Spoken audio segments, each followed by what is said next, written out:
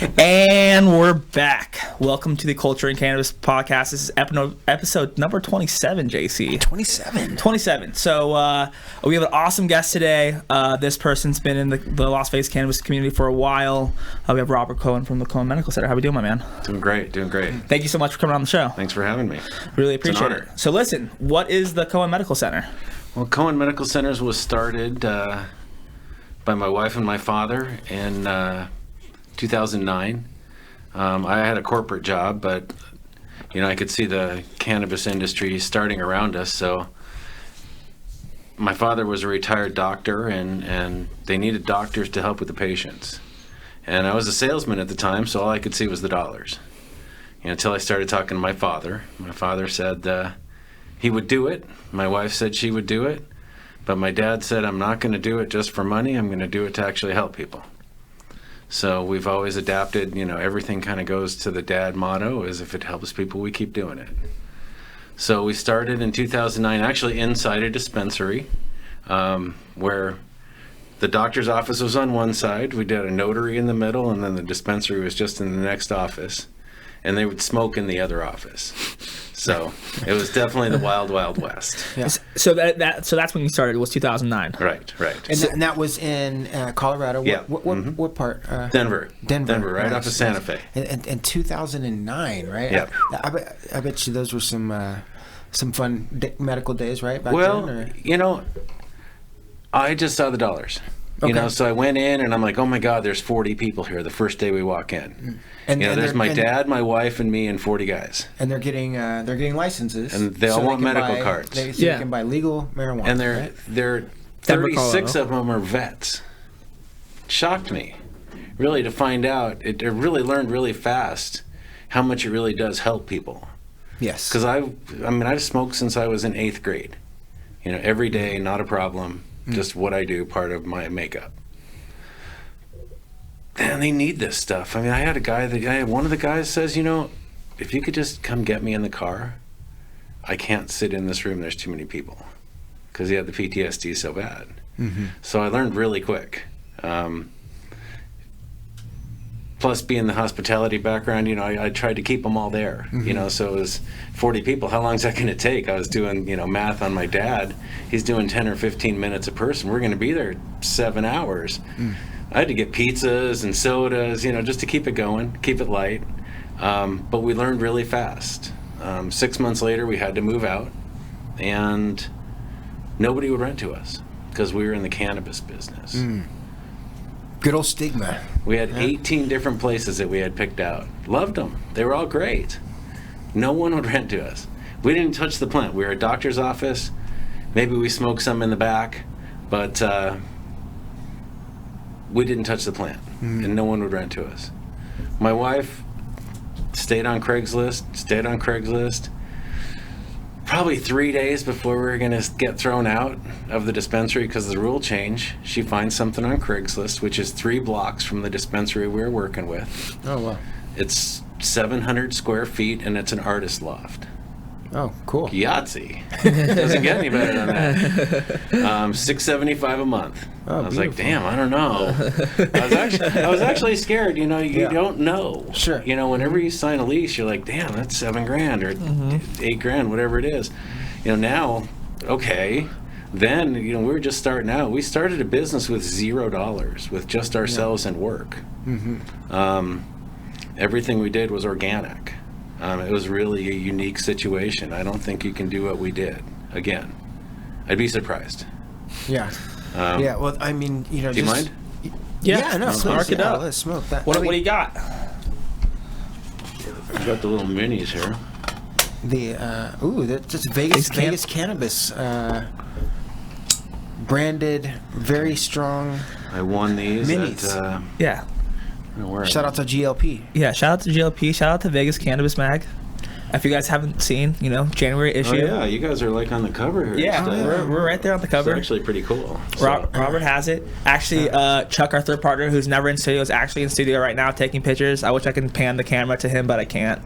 But he's on the cover too. But he's on the cover too. Chuck, check him out. But yeah, I love GLP's flower. So let's talk. I like swag in general.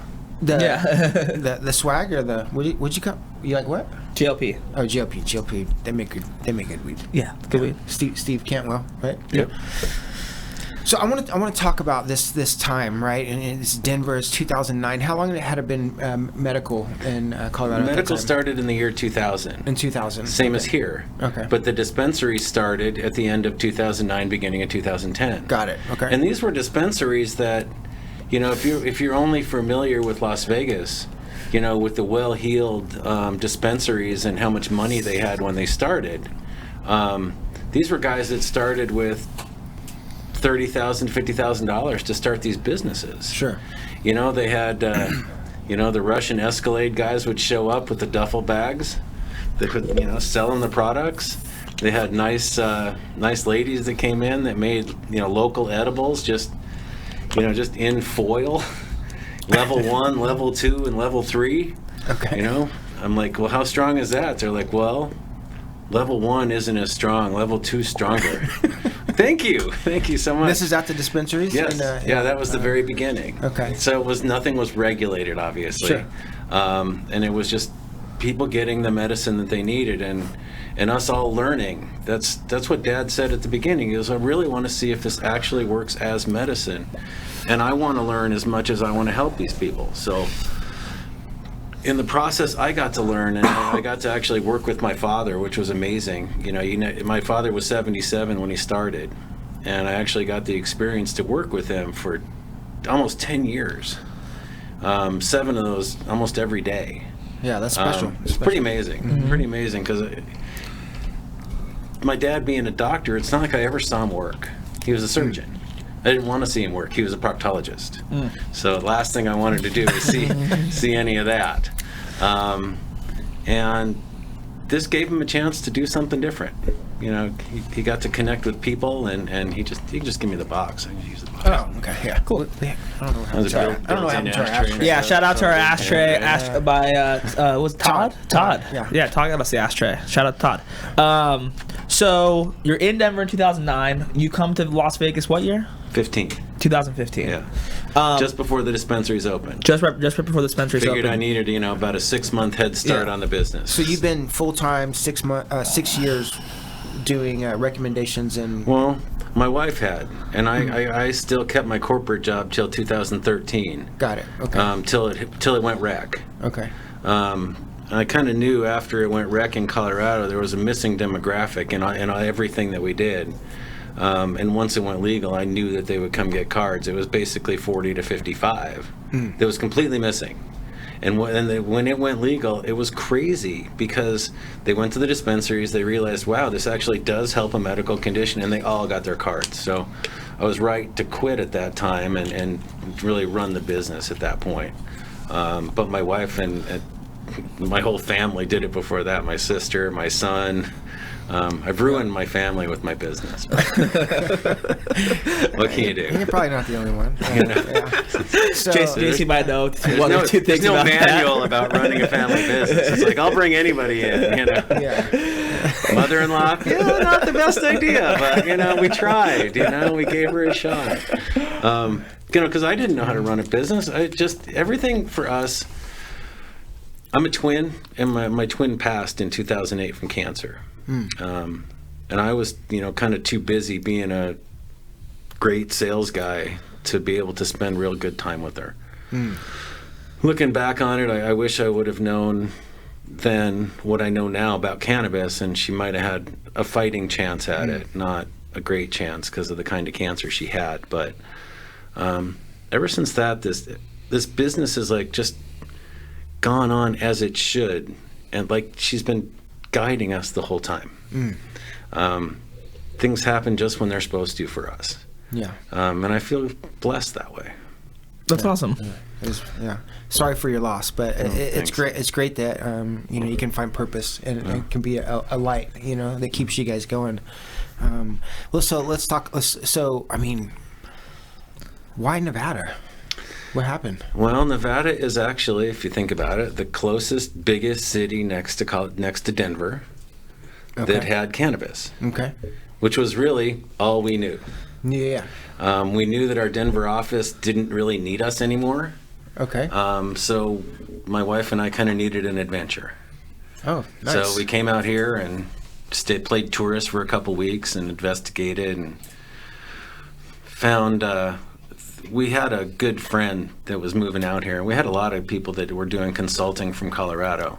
So we had a lot of ins of the dispensaries, and we thought that, that's how we do our business in Colorado is we're recommended from dispensaries. We don't have to advertise. We go into the dispensary. They're like, yeah, go to Cohen. Here's the card. Tell them we sent you, and they get a discount. Right. So that's just always how it's worked. So we figured that's how it would work here.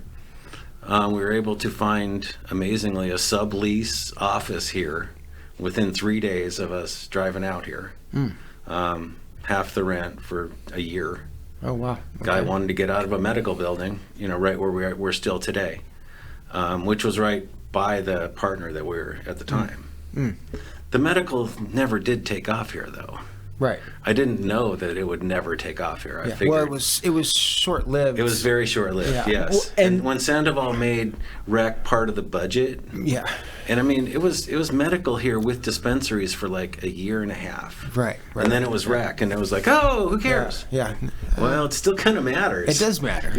Yeah. And can you touch on that, like the importance of that? Because obviously in Denver, I don't know the exact law, but in Denver or Colorado, they have it's like the amount of patients you have at a dispensary means the amount of plants that you can grow. Well, that's why we were able to grow at the very beginning. It was a symbiotic relationship between us and the dispensaries. They needed patients, and geez, so did we. The more patients they had, the more plants they could grow. The more plants, the patients they had with, if they had just a patient, they get 6 plants to grow. So as many, we had people that would bring in 30 patients. They'd tell us they were bringing in 7, but they would bring 30. Jeez. Part of tap dancing through your day sometimes. It's like, whoa, okay, I don't know what I'm supposed to do about that, but okay, let's start filling out paperwork, everybody. Start at the beginning. So Nevada didn't obviously No, it wasn't connected at all. At all, right? Nothing right? to do with it. And I think that's still an issue that I don't know if that can even be reversed, but that's something that I would like to pursue just to check that out. Just because I feel like the medical program is so important, right? Like, and I went to Colorado. I was actually on the podcast when I was there. It was just so awe shocking of how well they treated the medical patients still, and like how that's still important. Like, I went with my friend Cole Marcus, and he's a medical patient out there, and he gets to go in this like really nice dispensary while I go into this average one, and and they treat them better. They get better deals. They get better products. It's like they get cream of the crop. Well, I mean, I think there's some stores here that do make an effort to do that. There's a lot of stores that miss the mark, obviously, especially with the rec and stuff like that. There's a lot that don't even try. Yeah, or even care. And obviously don't even try. But let's talk about why it's important, though. I mean, it's like, what are some of the things? I mean, the obvious things, right? You save a little bit of money, right? Oh, to be a patient? To be a patient, yeah. Well, you save 10%. But that's where when cannabis went recreational in Nevada, the patients took a hit. And it was overnight they added that 15% cultivation tax on all products for the convenience of having one inventory to sell out of. Yeah. So instead of taxing the medical at one rate and the rec at another, they said, well, we're just going to tax the whole thing at 15%. So that immediately added 15% to the tax on where the patients were. So the only benefit they get is a 10% fee that they don't pay, and whatever the dispensary does as far as specials. They can also get higher milligram edibles. They can get more flour. Yeah. For me, it's a safety thing, though. I'm a patient, and I want people to know that I use it. Yeah. In fact, recently I was driving through Utah, and my son was driving, and I had a lump on my foot. Something was wrong with one of my shoes, and I put a topical on my foot. We got pulled over. Guy comes up to my side of the car. Do I smell cannabis? Yes, you do. There was no issue at the end of the day. I could tell a really long story there, but at the end of the day, we got to leave and nothing happened, and I showed him my cannabis, and he didn't have a problem with it. I was a patient. I showed him my card, and he had a couple questions to ask about the card, and that was about it. let us go. Now, he pulled us over for going 85 and an 80. So Okay. he was pretty bored that day anyway. Yeah. But to be able to just walk away in Utah, I don't think that happens unless you have a card. No, 100%. Yeah. I think you get arrested. 100. Yeah, definitely. I mean, I've been somewhat involved in the Utah cannabis market with Harmonia CBDing, with NECAN conventions, with Reno Cannabis Convention and the Utah Cannabis Convention are connected through NECAN. So I've been out there a lot and experienced that market. Yeah, people are getting put in jail every day for it. So it's very real. So yeah, I guess the safety. I just think that going back to even the products, right? Like companies are not even producing higher milligram products anymore just because it doesn't make sense for them. It's not economically feasible. And it's economically feasible, but nobody buys them, so they destroy them all. Yes, they throw them all away. Yeah. I remember when in the days where they had 500 milligram and 1,000 milligram edibles, they don't exist anymore. The in the market. Corova Black Bar. Yeah, those are the best. Yeah, I remember when I used to go to Silver State Relief up in Reno and get one of those 1,000 milligram bars, and you can't even find them anymore. I got one of those at Reef one time. They made me sign a release. Oh, there was a release on that one. That's crazy. I don't have a copy of it, but I thought it was funny. That is funny. But yeah, so I just feel like, it's just such an overlooked market. And even, go back to the products that are made for the market, right? There's no, I can think of a couple brands that are medically focused, like Troche, for example. But there's really not. A lot of people are just going after the rec market. Yeah. I mean, in this market, they definitely are. It's Las Vegas. I mean, I don't know. I expected something different. Yeah. Same. I think, But if I didn't come here and I didn't, make probably the wrong decision coming here, I wouldn't have a CBD line. Mm-hmm. I wouldn't let's be talk doing about that. So, when we first got here, I mean, we had rent on an office and we were seeing 10 people a month. It was really hard to draw from getting legal in Dr. Reefer with billboards, with my howdy doody approach. It didn't really go over really well because you got to be here a year before anybody really recognizes that you're actually going to stay.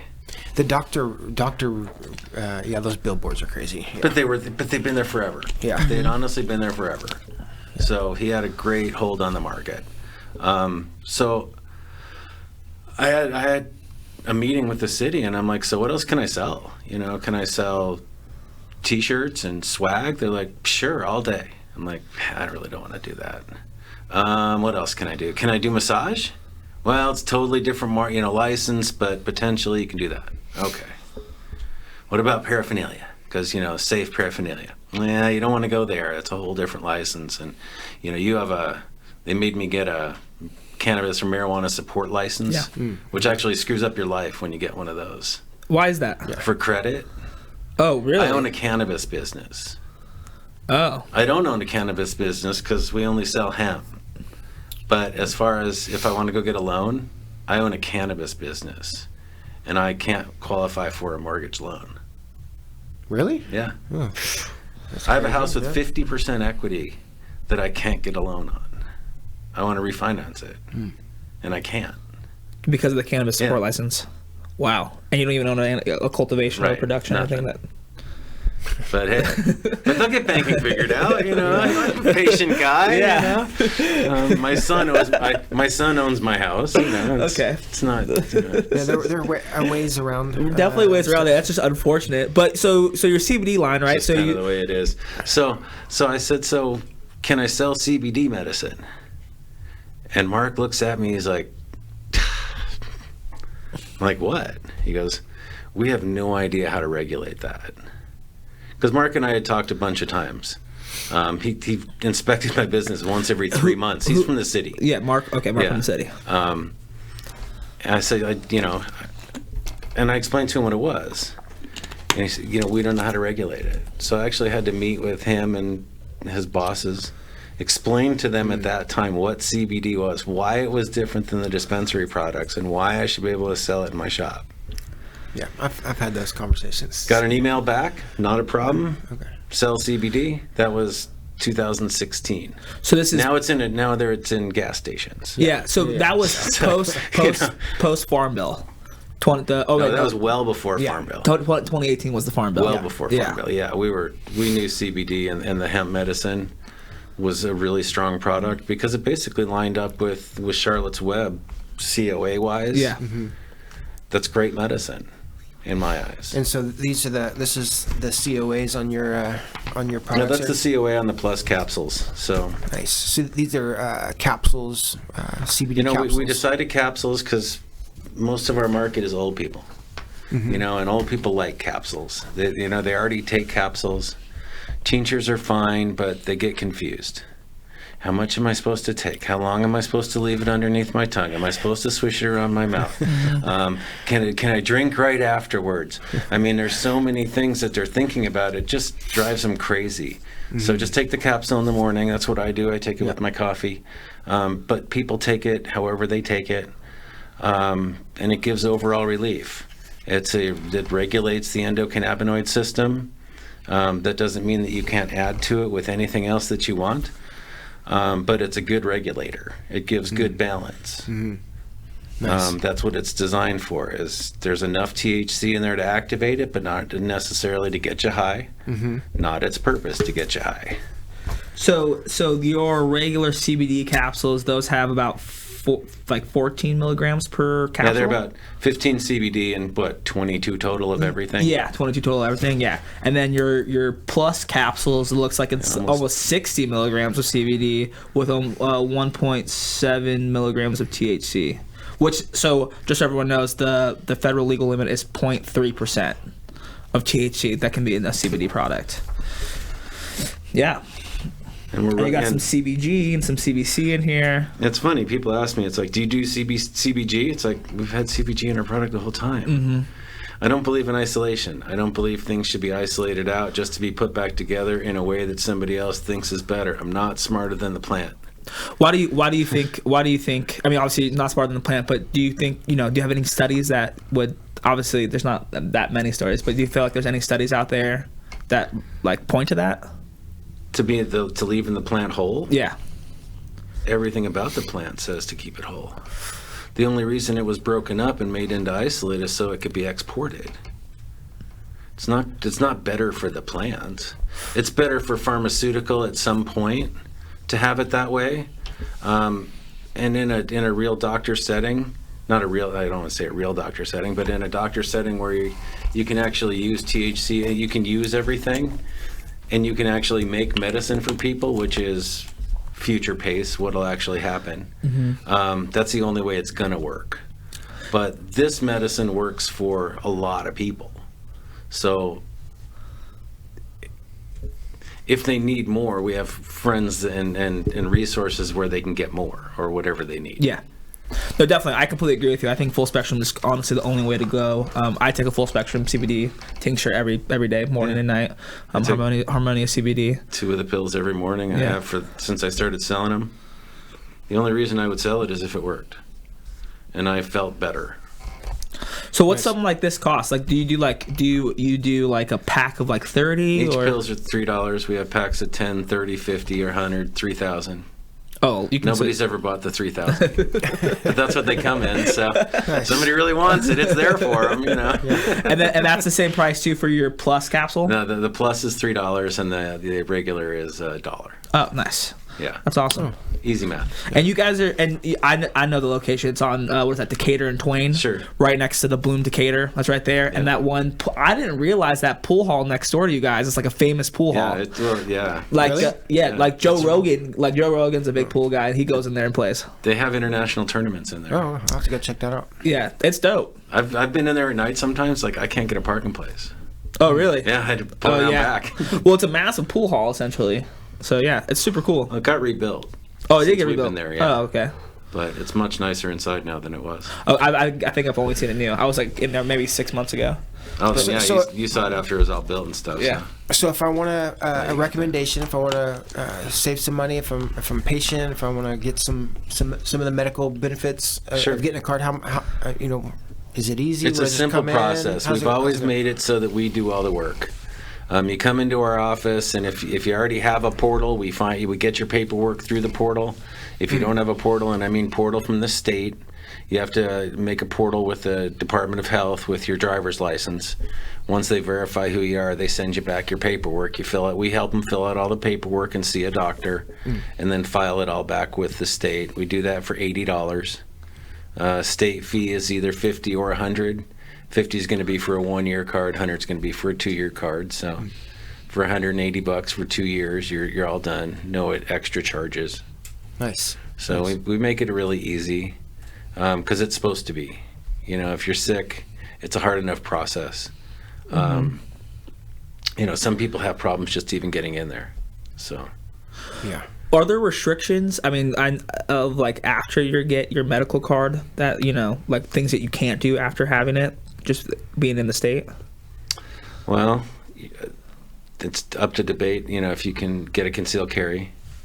You can now. You can get a CCW. You know, that's it's not my area of expertise. Okay. I know that I know it's been an issue, and I know a lot of people don't get the cards because of that. Okay. In Colorado, it's not that big of an issue because it's not as big of a gun state. Yeah. So, you know, that's another reason it wasn't the greatest place for us to come and do medical exams. Yeah. But it's funny. Everybody else is gone now. I mean, you know, Sun Valley left. You know, Dr. Green Relief left. You know, it's just Dr. Reefer and us now, and we're actually doing better. You know, well, that's we good. stuck it out long enough, and Yeah. Enough people are calling in that, you know, we can actually help a decent amount of people every week now. How many medical cards do you think are in the market currently? Well, I'll put it in perspective. The top of the Colorado market was about 125,000, and that was in 2014-15. Okay. That market's about 90,000 now, 85 or 90,000. So it's gone back a little bit. The top of the Nevada market was 25, 27,000. And it's back to probably 17 or 16 right now. Oh, okay. Yeah. So it's not a gigantic business. But the people that need the help really do need the help. And you know, we're trying to work some legislative things where we can help the patient. It's hard because they don't have a good voice. And there's not a lot of money behind it because there's not that many people. Yeah. But they're the ones that need it. They're the ones that are really hurt by the system right now, by the immense amount of taxes paid gleefully by tourists. I think the other issue is that like the reason why cannabis got passed was for the patient. Like that was the that was the argument, right? Yes. And taxes too, but definitely the patient was the argument. Yeah. Well, it was medical here, like, grow your own since 2000. Yeah. But not everybody can grow their own. So, yeah, you know, hey, we need something for the patients to be able to buy medicine. You know, the dispensaries at the time said, you know, we can't, you know, all you could hear was, you know, we need patients. You know, we need rec. We can't survive. We can't survive. We can't survive. So Vegas did what Vegas did. I mean, they went as quickly as possible. I'm not surprised. I mean, now that I live here, I'm not shocked at all. Yeah. Surprised it took that long. Right. Well, and I guess that's, you know, that just shows other legislation that potentially could be happening coming down the pipe, such as like, you know, cannabis lounges or anything of that nature. You know, stuff like that getting pushed back is, you know, I think surprising to me just because of how fast rec did come on board. Well, if you look at the power, casinos, of course. If you actually look at the money that casinos generate versus the money that cannabis generates, it's just not even close. Yeah, night and day. So if it's federally illegal and they're not going to be behind it until they absolutely have to. Yeah. And you know that. I mean, I don't know. It doesn't seem to me like cannabis is really conducive for the Vegas role that they really want you to be on. It's true. You know, cigarettes and alcohol seem to be much more conducive than a couple bong hits and chilling. Yeah. Yeah. You know? Yeah. Yeah. Yeah. No one wants to hit Hawk a song after a couple bong hits. Right. But I think, Right. yeah. And stay up till 6 a.m. and then, you know, hit the ATM for some more money. Yeah. I think we're going to see some big complexes, though. I think do we're gonna too. We're going to see. It'll be interesting because, you know, and I think they're going to figure out a way to have a mix eventually. You know what I mean? And it'll be just like a Hakkasan or whatever nightclub that is, but with just weed also. I don't know, but Yeah, I don't know. They're building the big ones, and it'll be interesting to see how the market actually does. Responds to them. I think the biggest thing when it comes to cannabis lounges is going to be activities. That's what people are going to try to sell. Like, come here and smoke and bowl. Or like come here and smoke and play arcade games. Well, here especially. Yeah, especially there here. There has to be something else. Yeah, it has to be, But Colorado hasn't figured out lounges either. That's true. Nobody's really figured out the great way to do it. That is true. But it seems like the legislature is really trying to drive the way the lounges are going to be by saying, well, how are you going to make money if you can't sell weed? Well, let that be up to me. Yeah. If I just want to let people come in and smoke and use my pipes and stuff and bring in whatever, I don't, pay a cover, Nevada product or whatever, or, pop. Yeah, and maybe I have gourmet food or whatever. Yeah. Maybe that's what they want to do instead of go to the dispensary. Because at the beginning, it's just going to be at the dispensary. Yeah. Which, how does that help us? Doesn't really. And I think that's the other thing too, is like, how do you, I feel like after going to that normal meeting, Steve Yeager was there. He's talking about how I feel like, I hope that they try to level out the playing field by allowing people, anybody, to get a cannabis lounge license and not just a dispensary. Because one, it's going to open it up more, and it's going to allow for more creativity, right? Because people are going to have to figure out how to, be creative by doing this. Yeah, and I think some of the partnership opportunities will be interesting too. Yeah. Yeah. Oh, I think they'll be huge. I think it'll be very Vegas-esque. But there also has to be craft. There has to be a smaller level too. Let more people play. Yeah. Don't just give more money to Planet 13 or name a dispensary. You know. Yeah. Well, that's not fair. That's not equitable at all. More people need to get in, not less. Yeah. 100%. Yeah. Yeah. I think we're getting there, but it's moving so slow. Right? Yeah, it is moving slow. It seems to be the hardest part. Yeah. It really does, and it doesn't seem to be that big a deal because most of us can just go to the sidewalk. Yeah. True. But it shouldn't have to be that way. Yeah, no, it shouldn't have to be that way. I mean, I remember sitting by a dumpster with 20 other people just a year and a half ago, and that was after a normal event. That was the dinner afterwards. It's like, well, where are we all going to go smoke? It's like, well, I guess out in the back. It's like, what is this, high school? Come on. Exactly. Yeah. There's got to be a place for us just to be able to go and smoke and enjoy some company, that isn't $1,000. Yeah. Right. That's a tourist thing. Yeah. So. Or that's not alcohol. Yeah. Exactly. Yeah. But something that we forgot to talk about were these awesome gifts that you brought on the show from us. Can we pop these open? See what's going on here? Absolutely. While you're doing that, the most important thing out of the normal meeting and Senator Yeager was what he's working on DUI. Yes. In 2 days. And that's on Friday. Nice. Grant Sawyer. All of us are at risk. All of us are at risk every day of being pulled over and getting a DUI, even if we haven't smoked that day. Talk about that. The laws that they come up, well, it's all based on the nanograms in your blood. And we talked to Dallas Clark, one of the senators, and she put up a bill last year that would have changed the nanograms. Well, there's no study that was ever done on how many nanograms is impaired, or does nanograms in your blood even mean impairment? Right. So the win that we got was this study that they're doing. It was their fallback of just changing it to 100, because we're like, yeah, change it to 100. That's impaired, I guess, same as 2. So originally impairment was based on 2 nanograms. 2 nanograms, coincidentally, is the smallest detectable amount in human blood. So if they could find it, you were DUI. And I think it's up to 5. But you have that every day, just using the medicine the day before, even before you wake up. I mean, and that's a problem. It's a huge problem. We're sitting ducks. And for someone that's listening, how could they, what's the best way to get involved with this and help push this not push the DUI law, but help against bring attention to it. Bring attention to it. I think it's getting the attention that it needs right now. If they want to get involved, it would be to go to the hearing. and have your voice heard. And that's in 2 days, right? 2 days. Grand Sawyer Building. Yeah, I don't have everything with me, but I know it's the normal Friday. Website probably, or check normal. Or get involved with normal. Yeah, get involved with normal. That's how you make things like this happen, because your voice gets heard.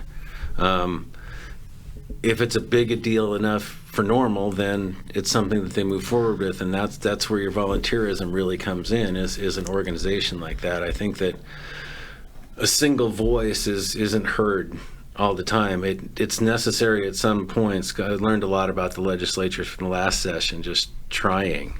The single voices are necessary, and they do listen to them. But mobilizing the greater force, they hear the bigger numbers. So they react to the bigger numbers. Yeah.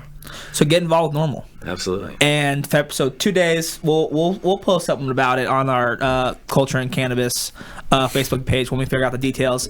And we'll post something about normal as well when the next meeting is, so you guys can check that out as well. First off, just wanted to say thank you so much for coming on the show. Thank you for our gifts. This stuff's great. You got the +5, the capsules, 5 of them. I got a nice lid pin. These are sweet. And some all-natural organic hemp flower. Those are hemp and lavender cigarettes. 10-pack. They're very calming. Oh, they're good. Yeah. Nice. Yeah, Nice. It was like we were walking out of Champs one day, and like the last guy I saw was that guy, and my son loves them, which my son doesn't love anything. But he loves those, so it made me happy. And a lot of other people do too. It's a good substitute for cigarettes. If you want to get off cigarettes, it's really hard thing to do in this town. It's the easiest town in the world to smoke in. I've been smoking those when I'm out with no issue, and They look good. Yeah, they actually smell pretty good and I can't wait to smoke try. really good too. So enjoy those. Awesome. Thank you so much. Absolutely. And thank you so much for being on the show. And this is episode number 27. In the books. In the books. Done. Well, thank you so much for being on the show. Well, But listen, we gotta do a quick plug. Wait, let's get you to plug something first. Yeah. Plug Sure. Cohen Medical Center on what's the address? Sure, 3650 South Decatur, Unit 23. Where can they find you on social media? We're in the northeast corner, Decatur and Twain. Cool. Social media. Just at I Cohen got it. Medical Center. CohenMedicalCenters.com with an S is our website. The shop is on there. All of our products are on there. Come by and visit. We'll help you if you have a specific need or guidance. Great. Go check them out. And you want to give a quick plug? What we got going on, JC? What happened today? Today was a whirlwind. I met you this morning at like 10 o'clock, and now we're here. Yeah. It's been crazy ever since. So, but what we've been working on? We're launching our cannabis products into the market next week. Yeah. So it comes with a lot of things, a lot of preparing, a lot of planning, a lot of execution, a lot of compliance. Yeah. A lot of going back and forth, a lot of passionate talking. We don't argue, we just do a lot of passionate talking, me and JC. Chuck just laughs at us most of the time.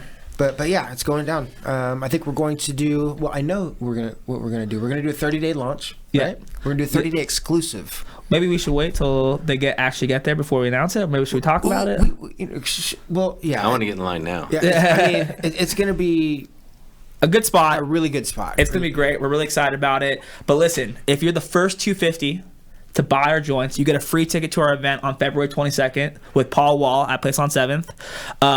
250 through 500 gets a 50% off discount code for a ticket, and then 500 on gets a 25% discount code. It's a great deal, man. Great deal. Cannabis for the culture. We want to have a great time. February 22nd is going to be our event. We're going to do our joint launch next Friday. I think we're going to do it in Reno and in Las Vegas, too. At the same time. At the same time. I think I might be in Reno and you might be in Las Vegas. I'm going to stay here. Yeah, I'm going to go up there. So we'll go shout it out. Reno's going to be a lot more fun anyway, so it don't matter.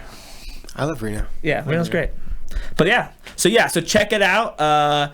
We'll be posting here pretty soon, probably Monday. So yeah, stay tuned for that. And this is the Culture and Cannabis Podcast, episode number 27 in the books. Thanks so much for listening. We'll catch you guys next Thursday. Peace.